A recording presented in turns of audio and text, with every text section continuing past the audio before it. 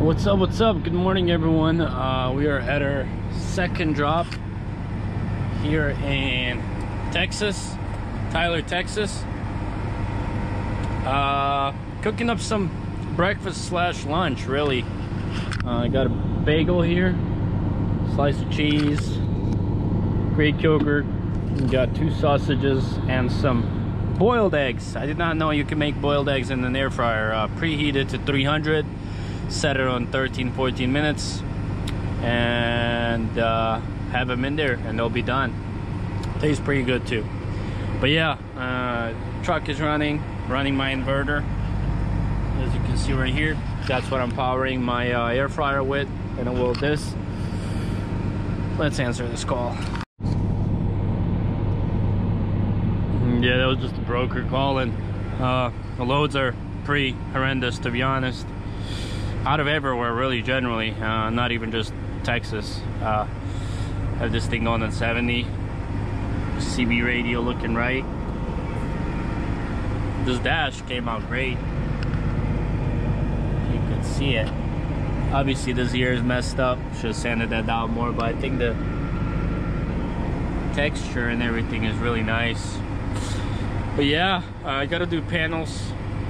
Haven't done that yet. I thought about doing fiberglass and then putting leather on them, but I already have panels.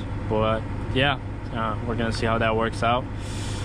Still, the seal on the door is rubbing and whatnot, so hopefully that can get sorted out once for all before winter. But yeah, just waiting on the call here to get a dock. And in the meantime, I'm gonna eat and catch y'all later.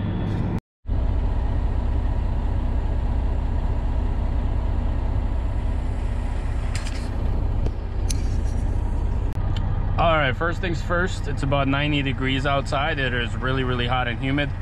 Even though I'm not far south at all, it is hot. Second thing is, I got like freaking 16 cases of fruit punch. They got rejected as damaged, even though there's nothing wrong with them. I don't know, I got to keep them. I gave like 6 cases to the guy at the shipping at my next load, and then I kept like 10. There's some here and there's some under the trailer in the box. I just stopped at Walmart. And yeah, let's get going.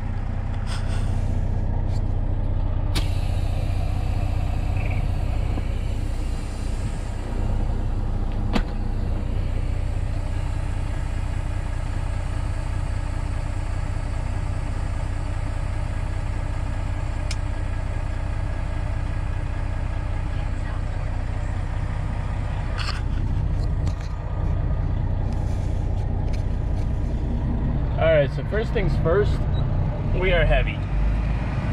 We're just under 45,000 pounds on the weight. Second thing is, my windshield is very dirty. And it is extremely hot outside. It's about like 90 degrees.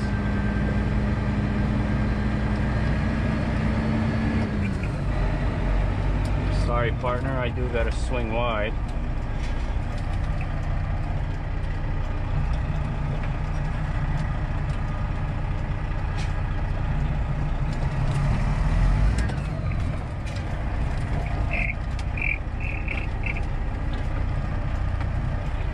Grinding.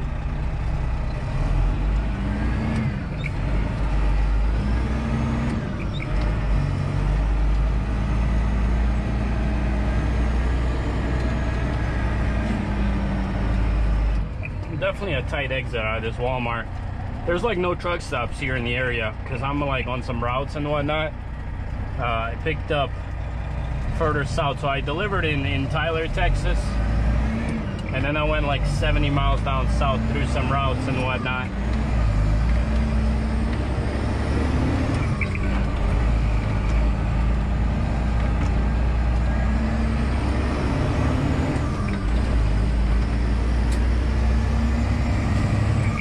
So I kind of messed up with this load, to be honest, like hauling this heavy of a load down these routes. But, oh, there's an exit right there. But it is what it is, you know? stopped at Walmart. I'm gonna drive like maybe like two more hours. And then we're gonna call it a night, make some good dinner, maybe some sweet potatoes and steak. Crappy thing is I probably have like 2 more hours of routes, so I think I'm just gonna try and knock it out up to Texarkana, and then that's where I'm gonna sit for the night essentially. But yeah, we're going to Henderson, Kentucky, which is like Evansville area, I believe. Delivery is like Wednesday. First come, first serve, like 7 to 3.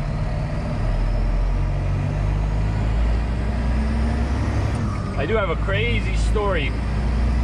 So, for all the truck drivers, or I guess folks that live in Memphis, if you're familiar, which I'm sure you are, that road work they have going on 55 down south from Memphis, where that bridge is and whatnot, and all those concrete barriers.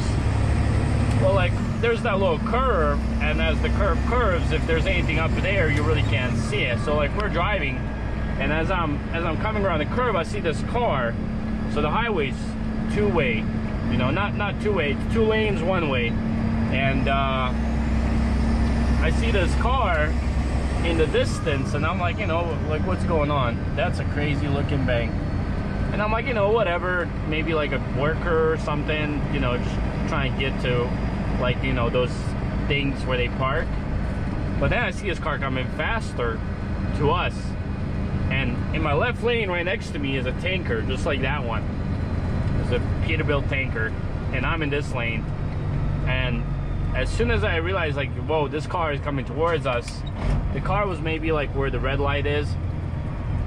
I slammed my brakes as hard as I could. I've never slammed my brakes that hard in my life. And like, that Peterbilt slid further than I did. He couldn't stop as fast, but like his trailer, because we were in a curve, when he hit the brakes, his trailer basically slid into my lane. So like, thankfully I managed to stop before him. If I was next to him, he'd hit me. And then like, basically he ended up stopping like a freaking maybe 2-3 feet away from the car. And it was this old couple, and they're just like looking all confused, like, what's going on? And it was just absolutely insane. As soon as I slammed my brakes, I hit my flashers on, and like, there were people behind me, and I'm surprised that nobody rear-ended me or him, to be honest. But thank God, everything worked out really, really well, and everybody was safe. But that was absolutely crazy. And oh, there's a truck stop right there. Unfortunately, my dash cam was not plugged in, because I was like, you know, my windshield's a mess, and right there it can't see from the wipers, and they had rain that day, and I was like, I put it right there and you can't even see crap.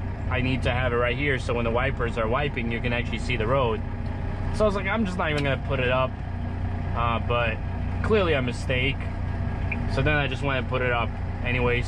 But yeah, I need to buy a mount to mount it right here so I can record, because especially in winter when it snows, this is completely white. You can't see crap, only where the wipers are. But yeah, that was like by far the scariest moment in my quote-unquote trucking career yet.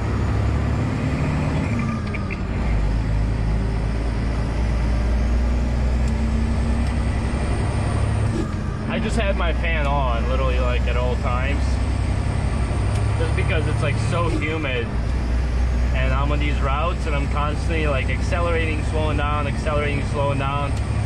So I just had it on like all day today, because I mean, your fuel economy might be a little bit worse because it's on, but at the same time, I think I'm just saving my engine so much that it's worth it, you know? Oh, there's a Whataburger.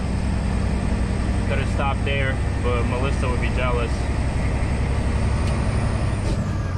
Whataburger is pretty good, I'm not gonna lie. I like Whataburger. In-N-Out Burger is the most overrated thing in the world. In-N-Out to me is like McDonald's 2.0. I know I'm gonna hurt some feelings by saying that, and some hardcore fans of In-N-Out, but that's just my opinion. There's nothing special about it. Like, if you get In-N-Out and you let it sit for 10 minutes, it's gonna be like a piece of plastic, especially the cheese fries. That's just my 2 cents. Would I have it? Yeah, sure, I'd have it, you know, just because it's not something that you can have every day. You know, if I'm in that area, sure, I'll have it. But if I live there, that's a nasty Kenworth right there. If I live there, it's not what would be my go-to spot, you know. Tatum on 43 North.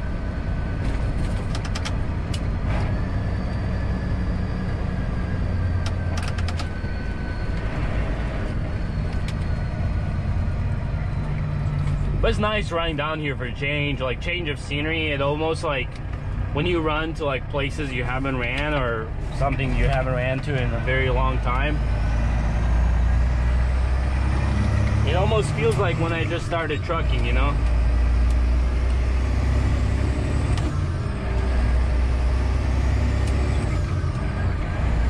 And I just made a wrong turn.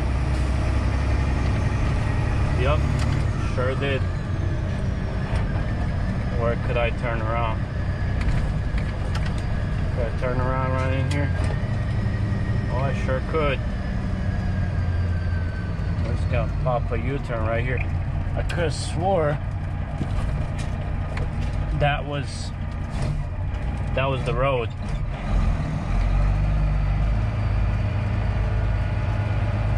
That is looking sketch. Gotta always look out for power lines. I could have sworn this is where it was telling me to turn, but I guess I should have just paid a lot more attention.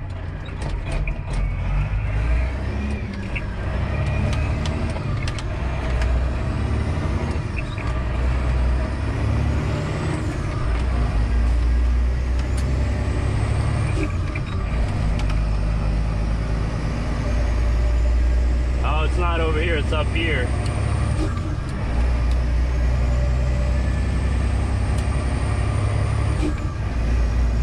GPS still didn't catch on. Like I'm ahead of you.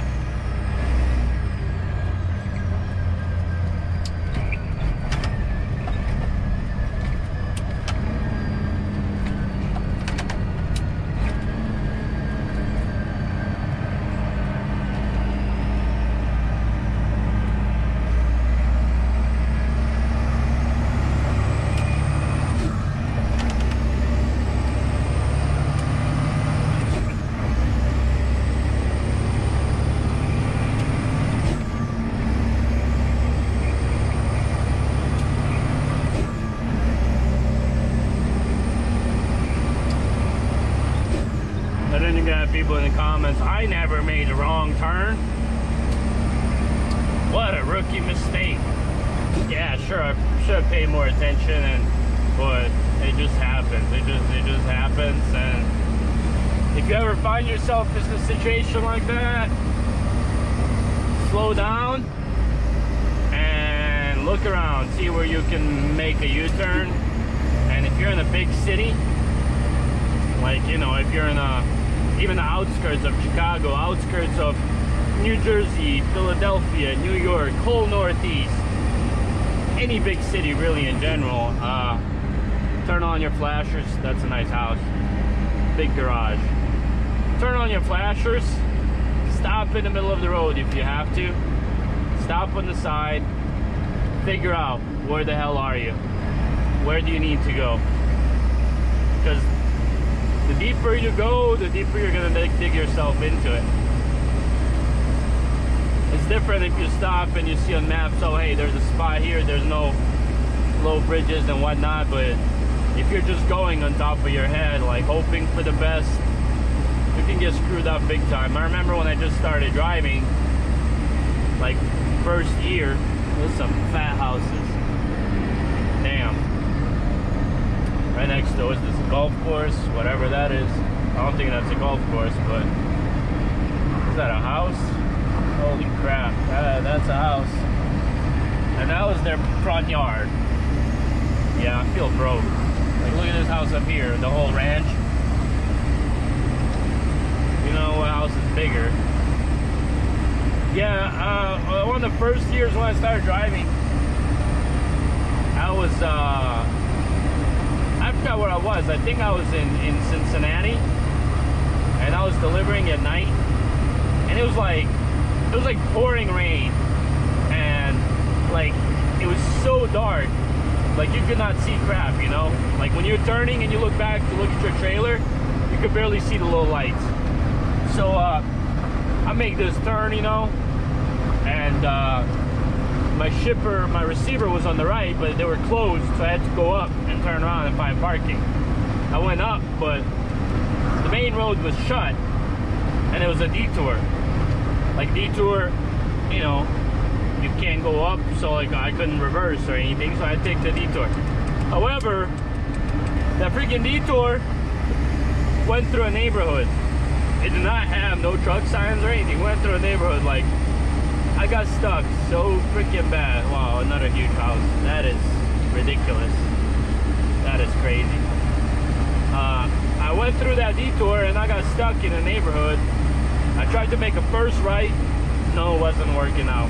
There were cars parked on both sides and it was so tight. First right, no, didn't work out. I had to back out.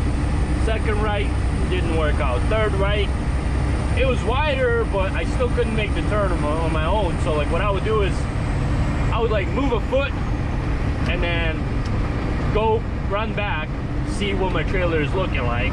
Move a foot, go back, see what my trailer is looking like. So like I was moving foot by foot because I was turning on my right side. I couldn't see it. And next thing you know, there's people outside with their phones pointing at me, recording. And like a few minutes later, 2 cop cars show up. Thankfully, the cops were cool. They actually helped me get out. They spotted me, and that's how I got out. But yeah, they definitely could have ticketed me, but then again, like there was no truck signs. So it just, you know, the situation turned out well, so it's all right. It is what it is, you know. But I just want to say, I know somebody in the comments was asking, like, what do you do when you get lost? Like, especially if you're just starting out, like, you are going to get lost. And even in places where you least expect it, you're going to get lost. Like, you're going to be on the state route in Pennsylvania or West Virginia or Virginia, whatever, and you're going to see a no truck sign for curbs or steep grades or, you know, bridges and whatnot, and you're just gonna be like, well, damn, what do I do? And I don't know, the most important thing is to just stay calm and not react too fast and panic, and that's it, really. There's no other way around it. I mean, you drive a 53-foot trailer behind you and you just cannot turn around like cars can. And you know, I used to be nervous on well, what if, you know, I got to tell these people to move so I can make the turn. Well, it is what it is, you know. Like sometimes you don't have a choice, but people just have to move, and you just can't, but they can, and that's really the only option. And I've had times people wouldn't back up. I mean, I just turn on my flashers and just sit there. I mean, they call the police, but I cannot make the turn. Like, I cannot wait for that side to clear before I start making a turn. So it's just part of it, you know. It's just part of what it is, you know. You're a truck driver. And I think every truck driver, you know, unfortunately, but this is just the truth. I mean, going through those tough spots and experiences is what's going to make you better. If all you do is get easy parking spots and easy routes and no backings and things like that, you're just never going to get better, you know. You're just going to stay the same and comfortable, and then when you get into that tough spot, you're like, start panicking, you know. So that's just my 2 cents coming from a rookie that's been in this for 3 years. I'm not a veteran or anything, but you know, I've done all right, knock on wood. But yeah, folks, I think even though it's a short video for today, I think that's gonna do it. We got some Capri Sun. We're gonna have some dinner, actually sleep nice tonight, and yeah, thank you folks for watching. Hope you liked the video. If you have any questions, ask away. otrookie@gmail.com, on my email, or on Facebook, otrookie. Hit that like and subscribe if you haven't, and catch you on the next one. Stay safe, everyone.